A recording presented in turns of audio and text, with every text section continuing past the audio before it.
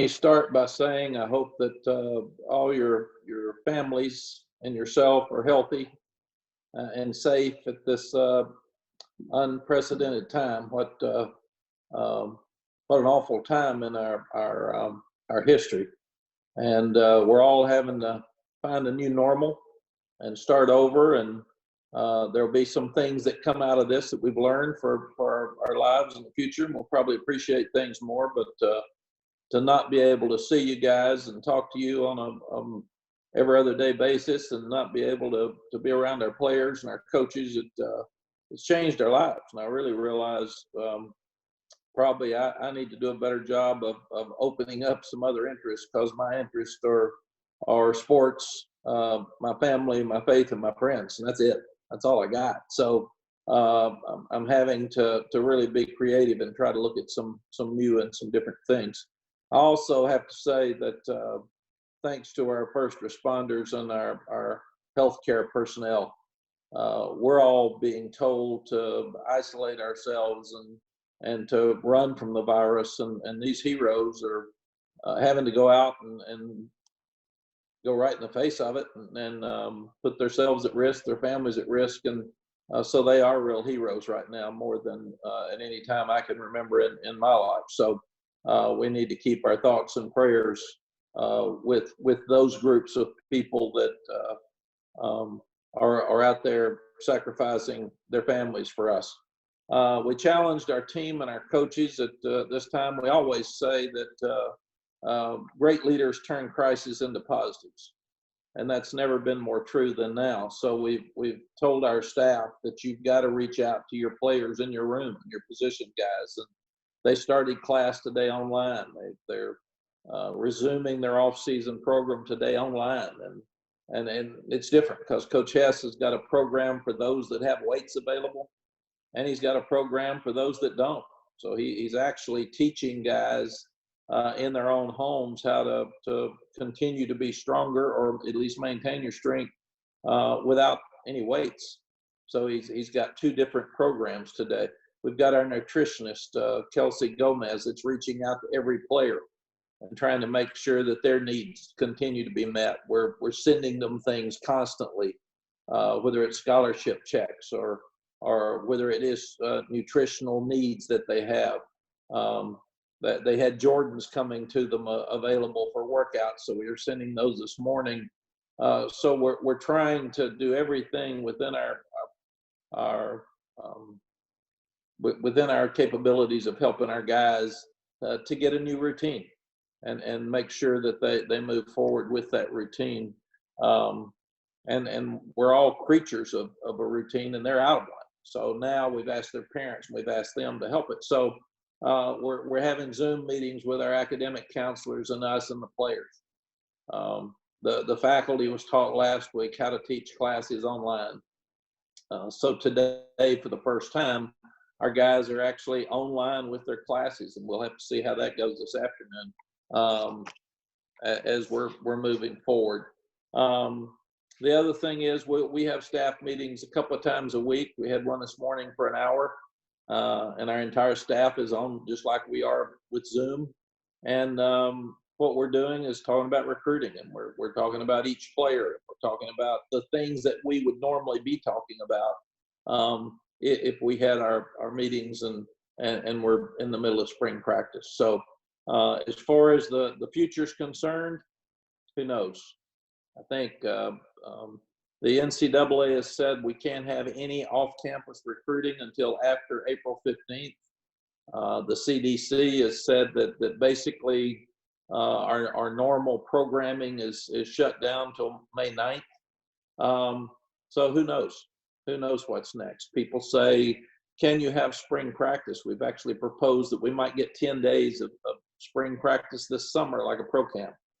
And we could get in shorts for just an opportunity to get to see the freshmen and get to know a little bit more about them. Some have talked about tacking on maybe 5 extra days of practice in the fall. I'd rather see it in the summer if we have it.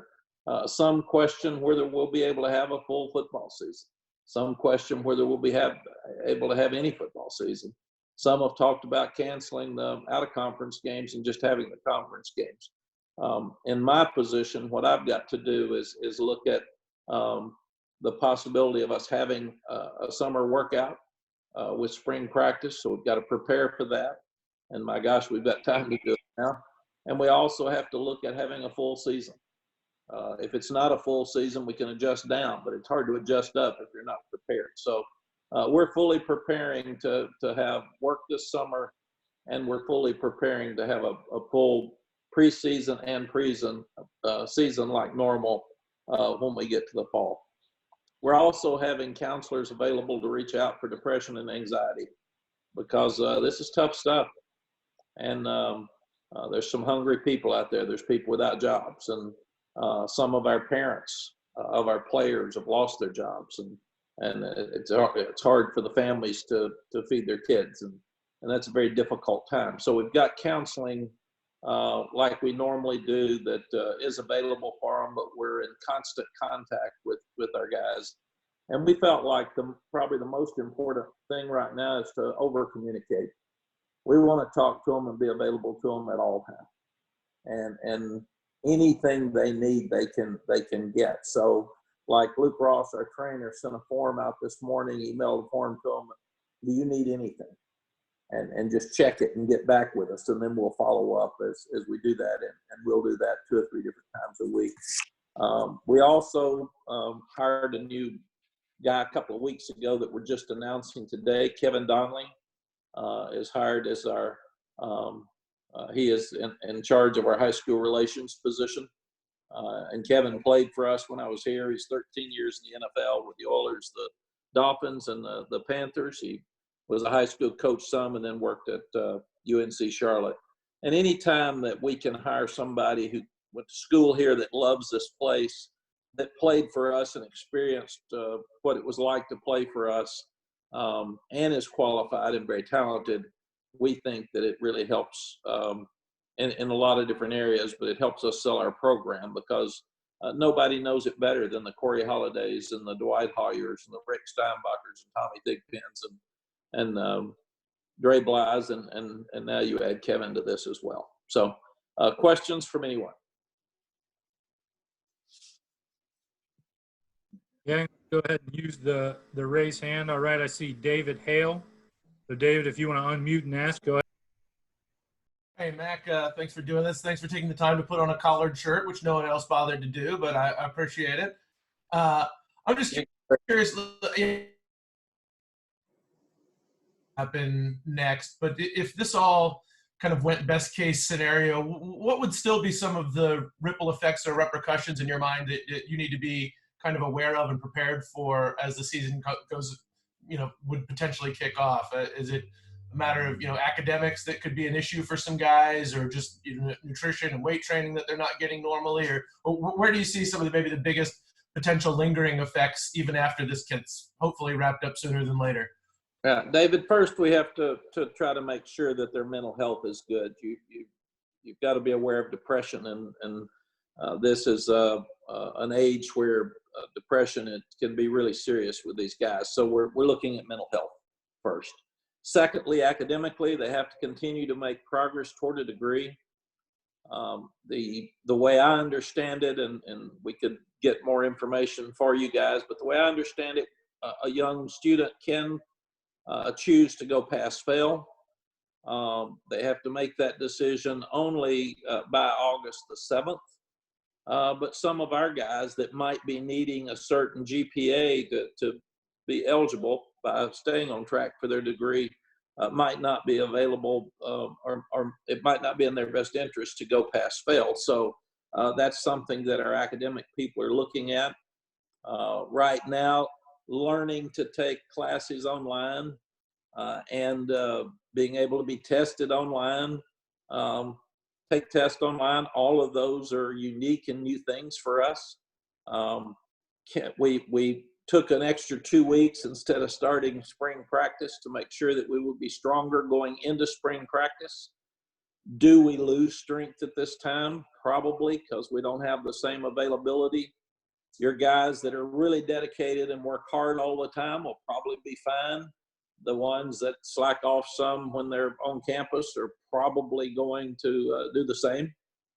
academically and in the strength program, and they don't have the same nutrition here. So if a guy's too heavy and we had to really work with him, or too light, he needed to eat more because they had really bad habits, that's all on them and their parents now. So all of those things are things that are of risk, and unless we can get the guys back on campus this summer, if we don't see them again until we start the fall, all these will be things that we're going to have to really evaluate before we can put a guy on the field. All right, Greg, did I see you? Greg Barnes, go ahead.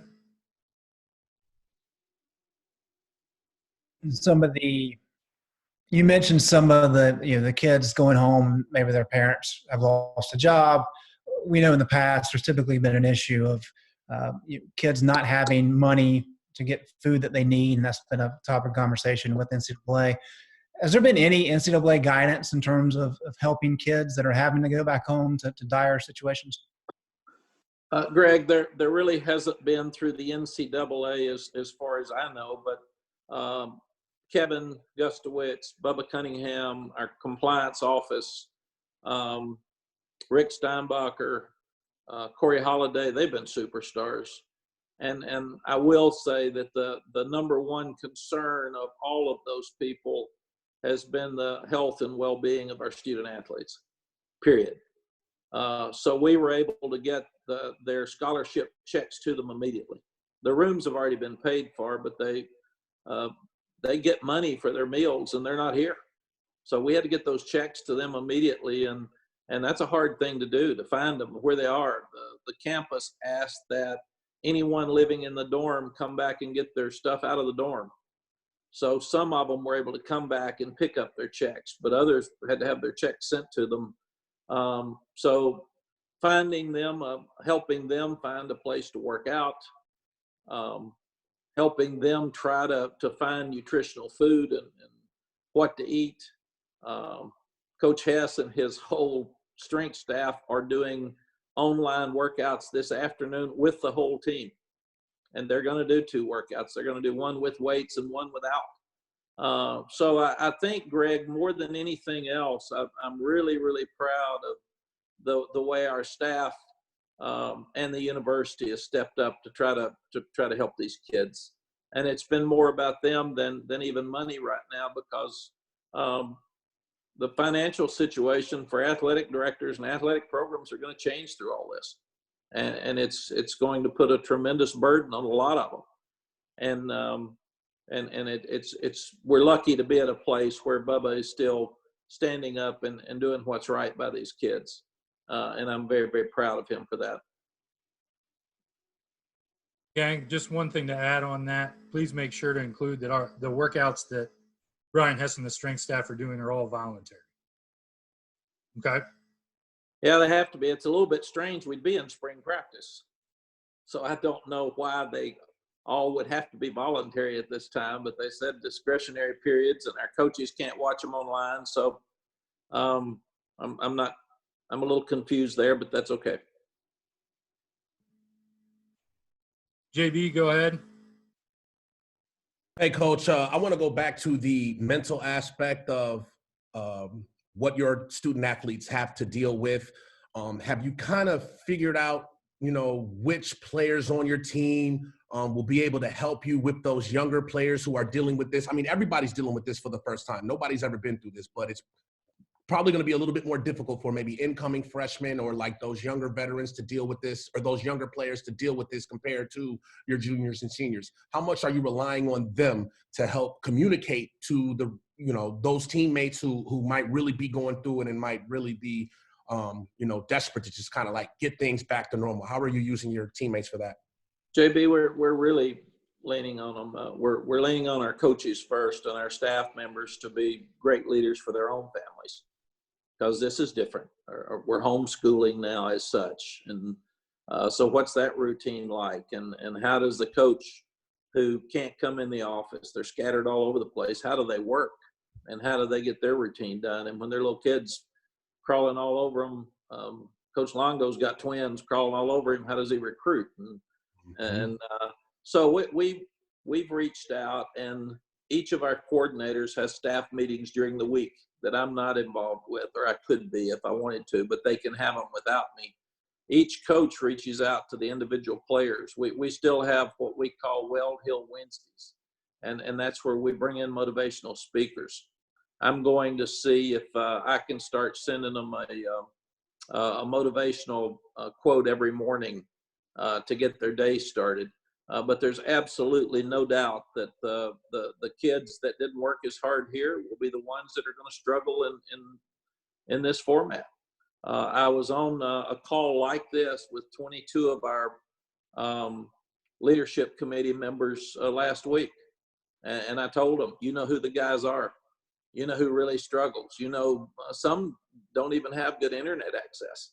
So how do they go online for a class until we can get them to get to a library, and the libraries are closed? So we've got some things that we're really dealing with each young student athlete, but I do feel like this is the time where you find out who your leaders are and who your strong-willed guys are, and they've got to step up and help the others. I did talk to KJ Binkley the other day, and he's obviously an early enrollee, and I said, I'm really sorry that you didn't get your spring practice, and I hope it's still okay you came early. And his response was, Coach, it was great. I gained 20 pounds. I got to learn how to lift and stretch with Coach Hess. I learned how to go to college. So I'm really, really lucky that I had that couple of months before all this happened to get me more ready for next fall. So the response that I've gotten from so many of the coaches is that the kids are doing great. They're being positive. They're stepping up. Don Chapman, for instance, went to Mississippi to spend time with his sister. He's from San Diego. Number one, it's hard to pay for a ticket to get back to San Diego. So he's going to stay here, and he's going to get in a room with Miles Wolford. And he also, the difference in scheduling for his classes would have been so early there if he had an 8 o'clock class in San Diego. Patrice Rene went home.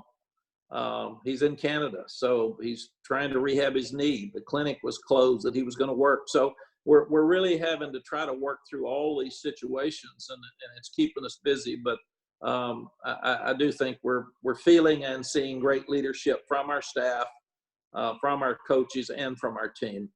And it's never been more important right now for me to have hired a great staff and be able to lean on these people, because they're out there by themselves having to do a lot of this work.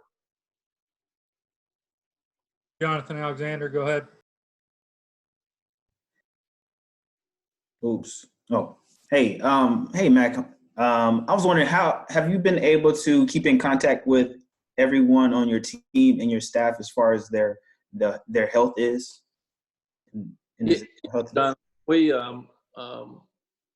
we've got our trainer Luke Ross and his staff have talked to all the kids. Our coaches are reaching out to the kids daily because I've asked them to make sure that they over communicate, as I said earlier. So right now everybody seems to be healthy. We've told them we're concerned about families like Jacoby Criswell getting back to Arkansas. He's actually staying right now with John Copenhaver. So we've got some really unique situations right now where families are taking care of each other and people are reaching out. But as far as we know, everybody's healthy, and like I said, I'm proud of the way they're trying to fight through this.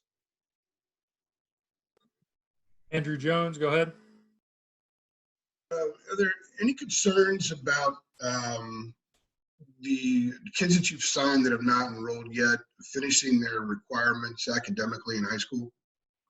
Andrew, it's a good question. Thank goodness we've got a lot of the guys were in great academic shape, and obviously 13 of them came in early.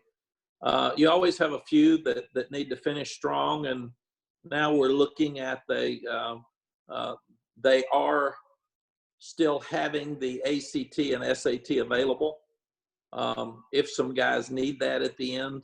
But the fact that all the high school kids now, or most of the high school kids, have to go back online, they're taking classes online today again, many of them for the first time. So it's unique in all the areas because we can't help them academically. We can't get them counselors. So we've got to lean on them to step up and be strong, and we've got to lean on the high school coach and their faculty to make sure that their teaching is right.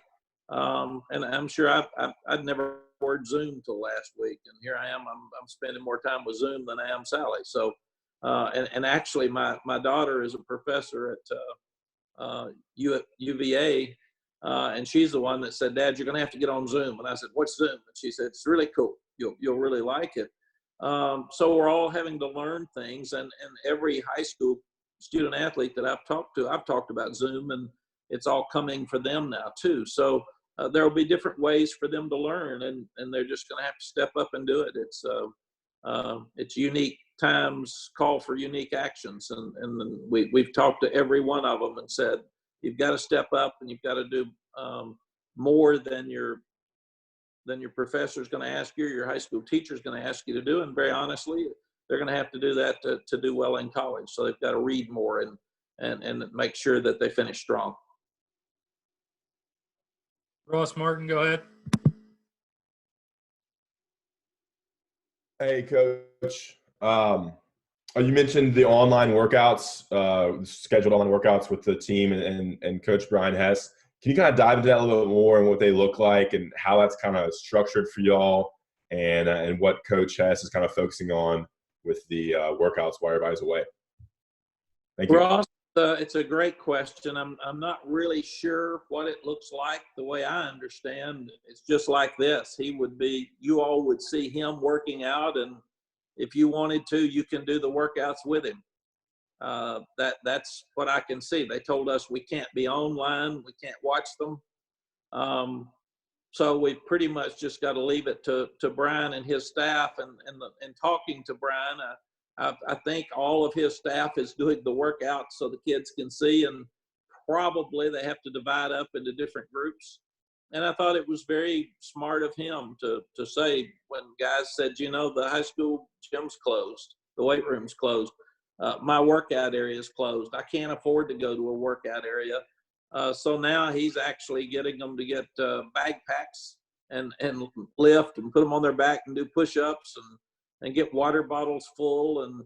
I think it would be very good, Jeremy, for Brian to be available for this group.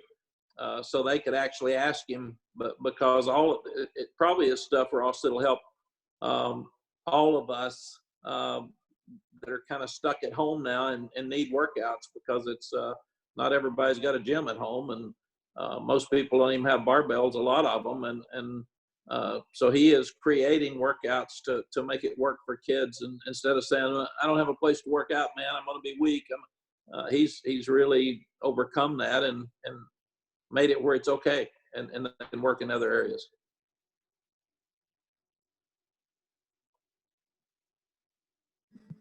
Sammy Batten, go ahead. Yeah.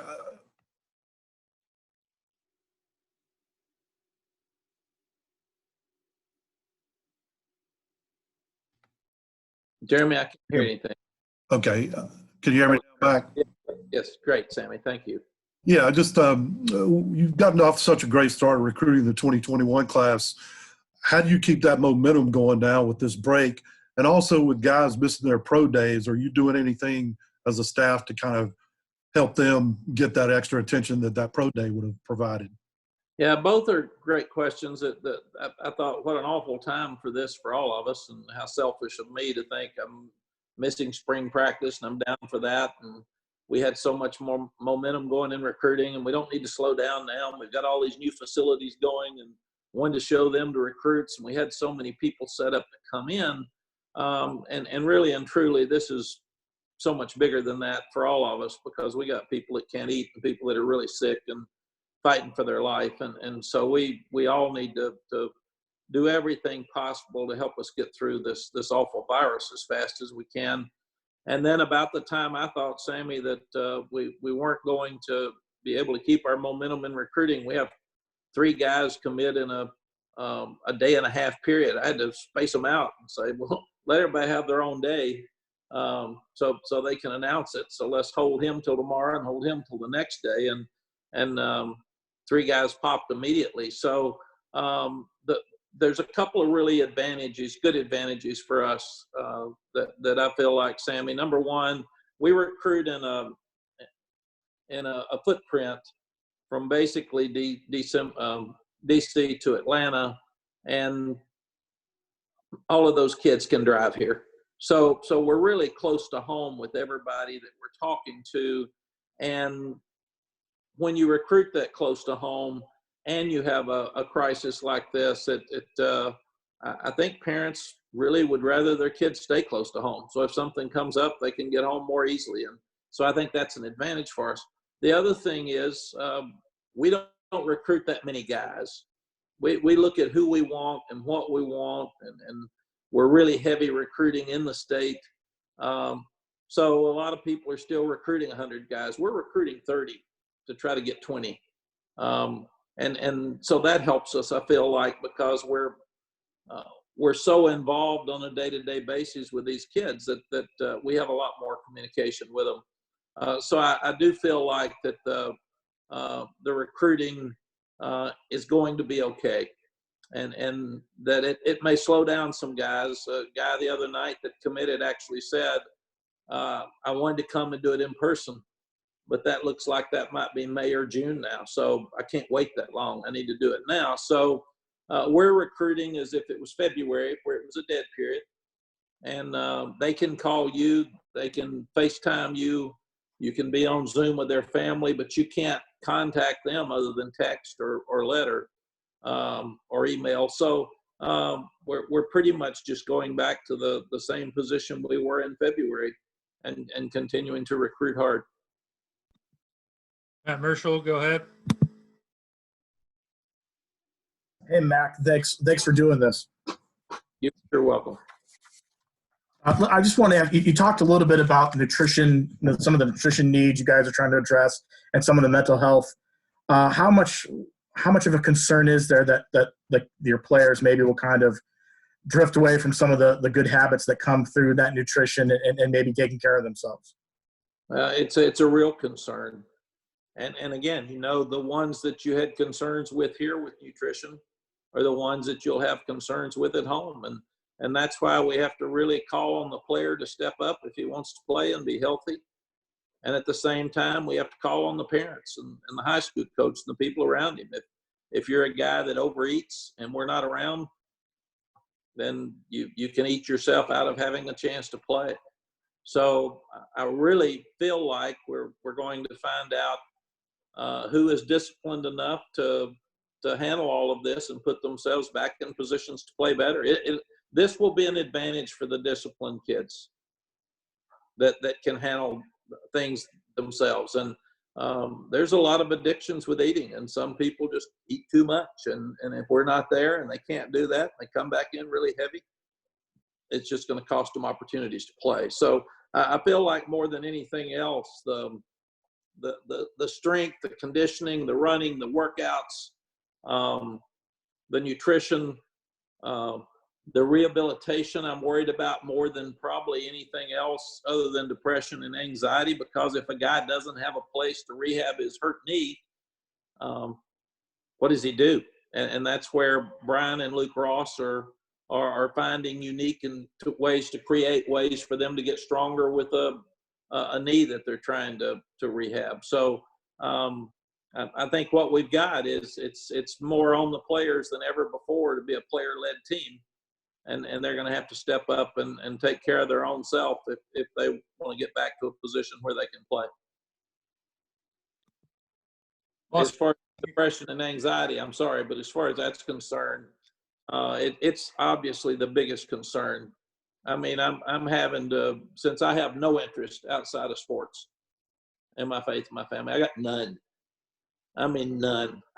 I'm finding out that my life is that it's empty without so many of these things. So I've got to be able to fill my days with you all and players and things, or I also have to create some new interest. And they're going to have to do the same thing. The thing they do have is they've got their school to try to get back in a routine with, and that's what we're trying to do today to get them back to where they would be in a similar routine if they were on campus. Austin Bean, you're up. Thanks again, Mac, for sharing some time with us. I know you've been coaching college football for a long time. Is there anything in your college coaching career that can kind of compare somewhat to this situation that's going on? And what are some personal changes that you've had to make as a coach? Not being able to be there on campus every day and be with the kids. Yeah, first, I think the only thing that I could relate to that similar to this, especially when it started, was 9/11. I was at Texas. I remember somebody walking in and saying, "Coach, there's a tragic thing that happened. A plane hit the Twin Towers," and then they said it hit the Pentagon. And we had President Bush's twin daughters on the campus there at the University of Texas, and we didn't know. Nobody knew at that time what was going to happen, so there was a real panic over, would the university be blown up? Would the capital of Texas be blown up? Were they after President Bush? What was really happening? And we got all of our players over to our offices immediately. We got them downstairs. We tried to find their parents. We had Chris Sims, whose dad Phil was from New Jersey and working in New York, so we were trying to find parents and brothers and sisters. And but that one, we at least it changed the way we do things. It changed our lives. But we knew there was an end at a certain point. We had an open date. We actually played football the next weekend. Not that weekend, but the next one. This one, the concerns for this are the unknowns. How long will it last? When do the kids get to come back? What about recruiting? And I think that's why we just have to prioritize our families, our health, and then our players. And that's what I've had to do. I've had to put everything on the back end. We had one of our children was in Iceland, and we were worried about them getting back with grandkids. So they got back safe, but then they got in New York, had trouble getting back to Austin. So you handle your own family situations, and then at the same time, I've stayed at the house. I've stayed in Chapel Hill. I've got to stay where there's really strong internet. We have a house in the mountains. I can't go up there right now because the internet's not as strong there, and I need the ability to talk to players, coaches, staff, you guys at all time. So what I'm doing is trying my best to get in a routine like I would be here. And I have certain times that I'm going to contact recruits and certain times that I'll text players, just like Don Chapman the other night. I was worried about him, and I just texted and said, "Where are you? Are you okay?" And with Wisdom Asabura, he's from Nigeria and can't get home. So he's got a host family in Asheville. So I saw Wisdom the other day and said, "What are we doing? Are you trying to stay in the dorm?" Or so we've had so many things to do this week because we're sitting there on spring break, and I'm getting ready to watch the Texas Tech basketball game, and all of a sudden everything's shut down there within an hour. And we're supposed to have spring practice the next Tuesday, and then everything changes. And in a 24-hour period, we were going to have a staff meeting, I think maybe the Thursday before all this really happened. And Bub and I were talking about it. We went from having the staff meeting in our staff room to moving upstairs on the 5th floor where you could stay 6 feet apart to moving it to Zoom within a 24-hour period. So this has all just happened so quickly. It feels like to me we've been doing this for 8 weeks, and it's been about 10 days to 2 weeks. So I think the biggest difference in this one for me is that we've got a pretty good handle on what's happening right now with us and our routine. The biggest problem is you're not sure when it ends, and we can't get those answers at this point. Deanna King, you're up.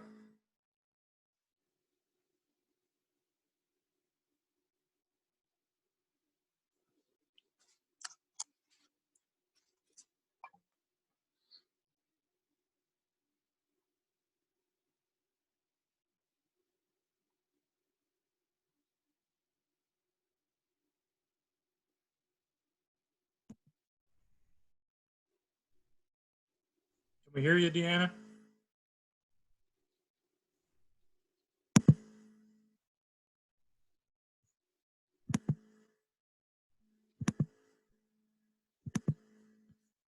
Deanna, for whatever reason, you won't unmute, so we can't hear you. Try and hit unmute again. Can you hear me now? Yep. Good. Coach, how important is it to have a guy like Kevin Donnelly, a guy that's been a fixture in football in all phases in North Carolina, from high school to college to professional? Yeah, the more we can sell that it's a 40-year experience instead of a 4, it helps us in recruiting. And Kevin's a guy who played for us, so he played with the Tommy Thigpens and the Rick Steinbachers and Corey Holiday. So they're all friends. They know each other. I'm not sure the magic of this place to the people that went to school here, played here, but they absolutely love the place. And when we interviewed Kevin, there were a lot of great candidates, but here's a guy who'd been a high school coach. He's a 13-year NFL guy. He'd been at UNC Charlotte in a role very similar to this, but loves the place. And he went through the experience with us, and he's a graduate that played in the NFL. So to reach out and tell our story to high school coaches, to reach out and tell our story to parents and recruits that are coming in, he's just another great example of if you come here and you do what you're supposed to do, that it can really help you for the long haul. So I'm really excited. It's unique that our coaches are scattered all over the country. I mean, there's no reason for them to be here because they can't see anybody. So Kevin will stay in Charlotte, and he'll start doing his job today from down there. He's going through an orientation program online today. So it's unique to take a job and can't even come to campus. But I really am excited about Kevin being another piece of this puzzle moving forward. Mark Hamilton did an outstanding job for us. But now Kevin will take what he did and build upon it. Luke Buxton.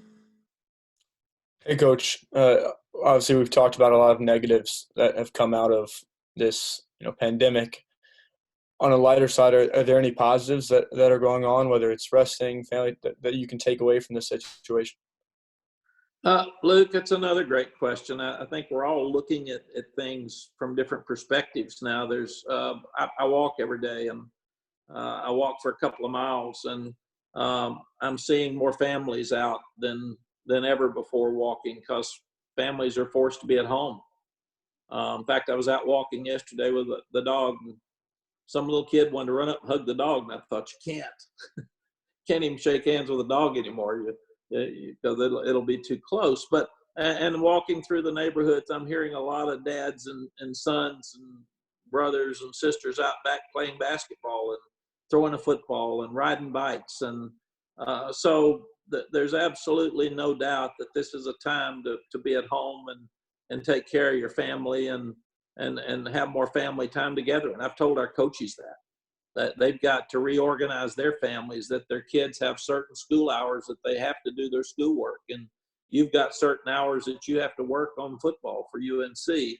And then we can have the family. But I also think, Luke, it's forcing all of us, meaning me, our staff, to research more electronics, like situations like being able to Zoom with our team.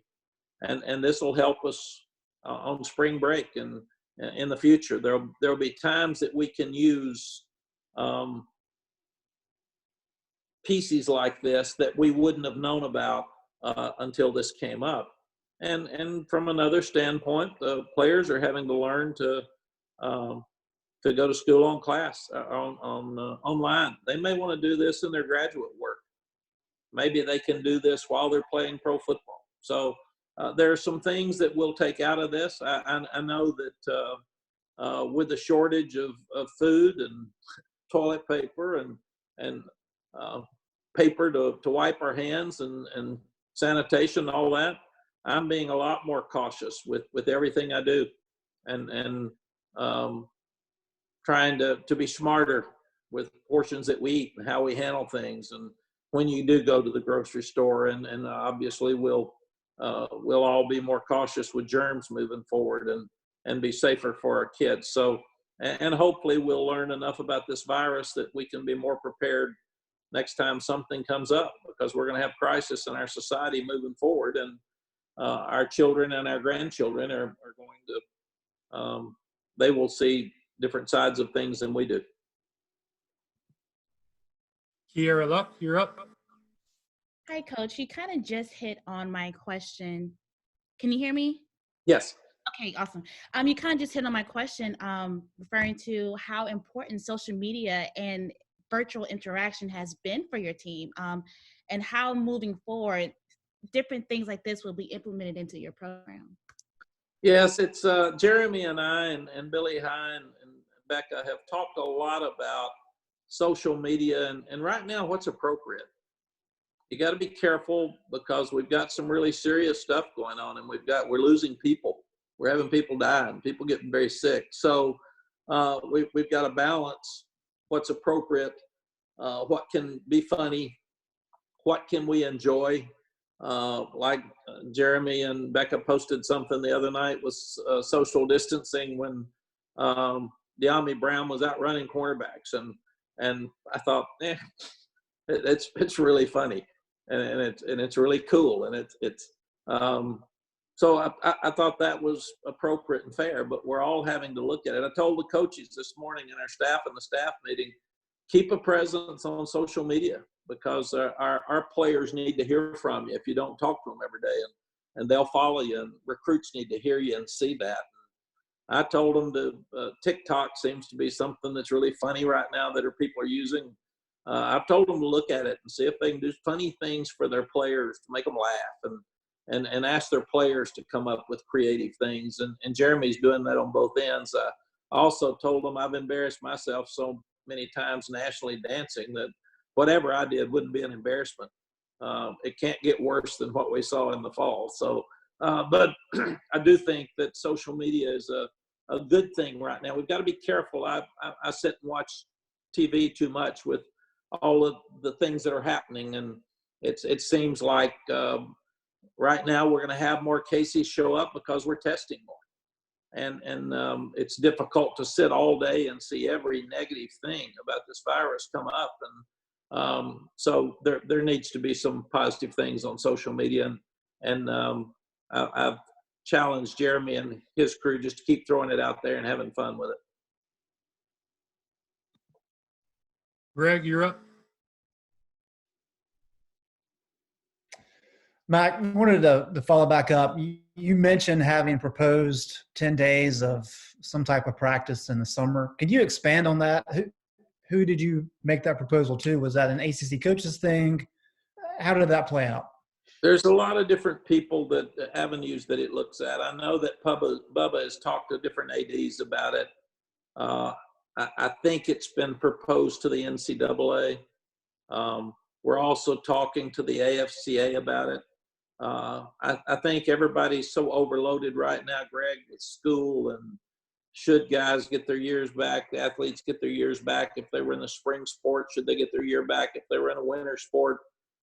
There's so many different things right now that the NCAA is considering, and I think obviously we've got to wait and see.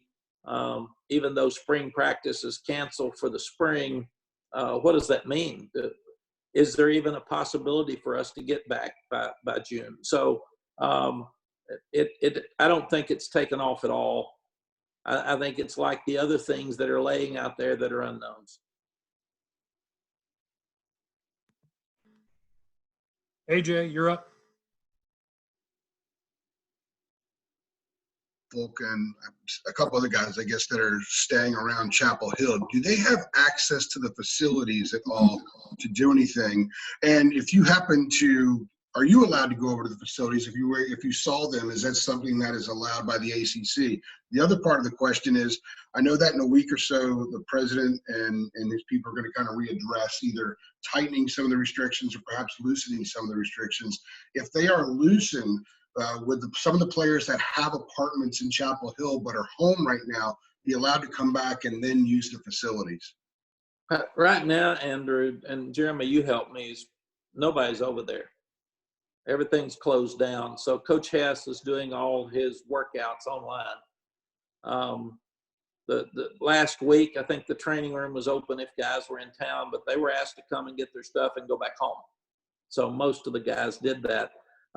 They're working on a few things in the building, but there's very few people in there. So every now and then, if I'm out, I'll stick my head in, but I walk in, I walk out. So we are not working at all in the building. Our building is shut down. Our receptionists are gone home. My assistant's gone home. They're all working from home. All the coaches are working from home. And in fact, Coach Lilly's back in Cleveland with his family.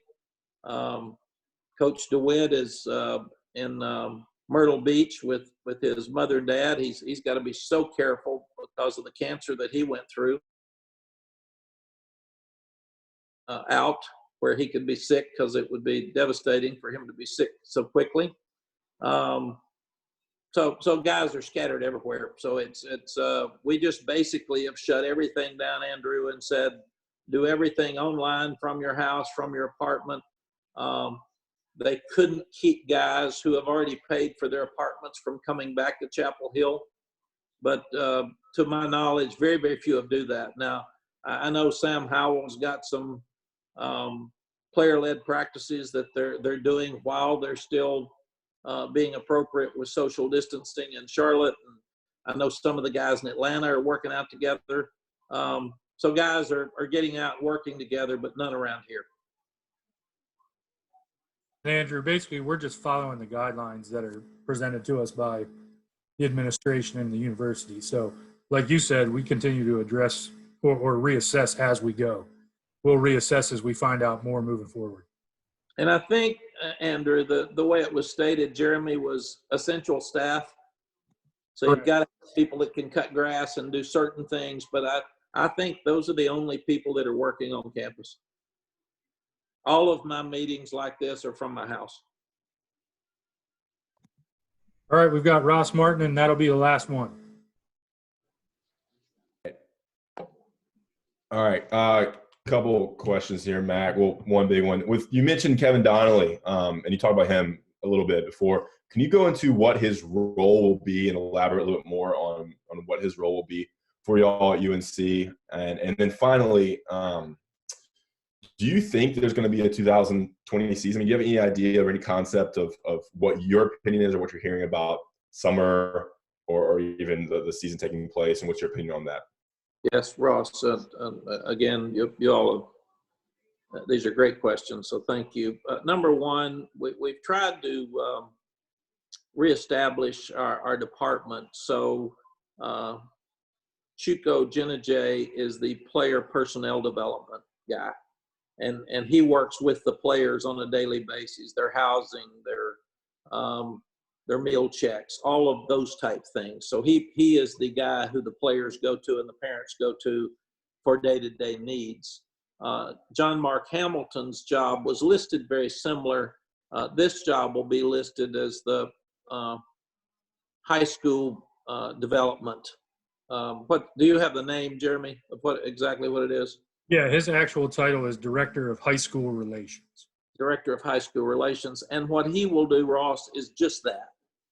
He will be available to every high school coach for their needs. So if we've messed something up and made somebody mad and they call him, Kevin's got to come to us and get it straight. He will be in constant contact with the high school coaches and things like their tickets for ball games. He and Sparky Woods will be very involved in our clinics with the high school coaches and their camps. And at the same time, we send out a motivational quote every Monday to every high school. He'll still be involved with helping me pick that quote and send it out each time. He'll be in charge of helping me know who won the state championships if I miss it and I need to write a note to them. And he'll be in charge of anybody that retires or a new hire. So basically, he'll just be involved completely with everything high school coaches. And that's something that we feel very, very strong about. especially with our in-state guys, because we want to have constant contact with the high school coaches in this state. Your second question was? Yeah. I mean, what do you think and what are you hearing about the 2020 season happening, or even the summer workouts? And I mean, is there anything, I'm sure you talk to a lot of coaches and have discussions that we aren't privy to. And Ross, I have my own opinions, which are basically based on what I just see and hear. Talking to coaches really have no clue. I mean, there is a fear of fall. And there is a fear of, would we have a season? Would we have a partial season? What does a partial season mean? There's a great concern because of the revenue that comes in with football. If we don't have a fall or a full fall, what does that do to our athletic departments across the country? And we've still got to pay cost of attendance. We still got to pay scholarships, but we don't have any money coming in. And football is the provider in most of those cases. In my simple mind, what I'm hoping, I hear the NCAA say no recruiting till April 15th. I hear the CDC say that we're not going to have near normal activity again, is what I heard, until May 9th. I'm hoping that May 9th may be a time where we at least have a feel of where we are, what's happening, and the federal government, the CDC, the NCAA gets us a plan moving forward for the summer. I've still got some activities late April that are not canceled yet. And most of the things I had scheduled through May are canceled. But there's still a couple of people that say, I want to wait till middle of April and kind of see where we are. I've told our coaches to not plan on being back at least for the next 2 weeks till April 5th. And then maybe even by, again, April 15th, we have some more information. Everything I hear, we're going to have worse numbers this week than we've had, just because things are going to get better before they get worse. But you look at China, seems to have really slowed down, and there's a lot fewer people getting sick with the virus now than there were 4 months ago. And hopefully, since we're further removed from some of the other countries, that we'll be able to have more information and move more quickly than others. So my feeling is I'm planning on us possibly having some summer work. I'm planning on all of our guys coming back for the if not the first session of summer school, the second session. And I'm planning on us starting a regular preseason and playing all of our games. And that's just that's the mindset I've got right now. And obviously I have no one in positions of power outside of our world here at the university. That is totally an opinion of mine, nobody else. But that's what I'm telling our coaches to prepare for. And then if anything is adjusted beyond that, then obviously we can adjust down a lot easier than we can adjust up. Thanks, Coach. That was great. Thank you. All righty. Thanks, everyone. We're going to wrap it up